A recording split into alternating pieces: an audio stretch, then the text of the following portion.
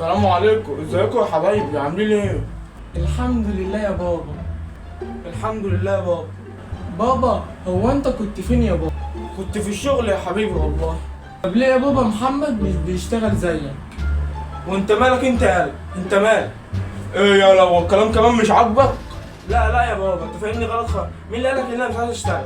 ما انت قاعد بفخدها ليل النهار وهي خوضه وماسك لي التليفون وقاعد كده. ايه ده؟ انت شوف شغل يالا. على فكره بقى يا بابا، انا كلمت واحد صاحبي امبارح وقلت له شوف شغل وهيرد عليا النهارده بالليل، وهتشوف ان شاء الله انزل شغل.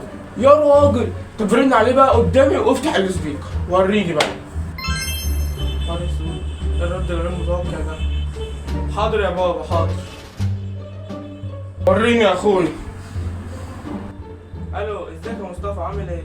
بقول لك انت شفت لي شغل زمان قلت لك يا معلم ولا ايه؟ عشان انا بس مستعجل على الشغل، عايز شغل ضروري. انت هتمثل يا اسطى؟ ما انت كل يوم بتسرق 100 جنيه من محفظة ابوك. شغل ايه بقى؟ يا نهارك اسود، شغال حرامي؟ استنى بس يا ابوي هشرح لك والله. تشرح لي ايه؟ تشرح لي ايه يالا؟ تعالى لي. الله، اديله يا بابا، اديله كمان، اديله بقى واحدة فوقه. الله يا بابا عليك الله.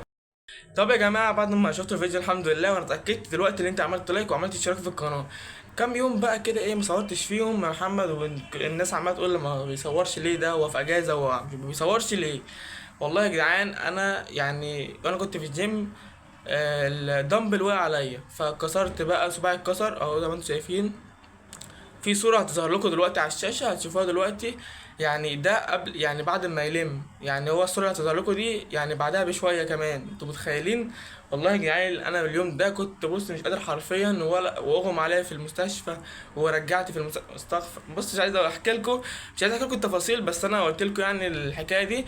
فوالله يا جدعان كان في فلوجات عايزة تنزل، ومفروض فلوج اللي هو بقالي كتير قوي بقول عليه ده المفروض ينزل، بس الحمد لله يعني انا بقول الحمد لله. هو صباعي خد 3 4 غرز، بس الحمد لله يعني. والله انا يعني بقول الحمد لله الصراحه على اي حاجه. فيعني والله يعني والله كان في فلوجات كنت عايز انزلها وحاجات كتير جدا، بس ان شاء الله هننزل الحاجات دي. متنساش اهم حاجه حبيب قلبي، تعمل لايك للفيديو وتعمل اشتراك في القناه عشان اتاكد ان انت عملت اشتراك. بس كده يا جدعان، نشوفكم ان شاء الله في الفلوج الجاي او السكتش الجاي مش عارف، بس ان شاء الله في فلوج الجاي هينزل. بس كده يا معلم، عايز اي حاجه؟ وان شاء الله في يوم هنزل لكم فيه. بصوا يا جماعه خليها مفاجاه، مش هحرق اي حاجه، خلي استنوا الفلوجات الجايه. بس كده، سلام يا حبيب قلبي.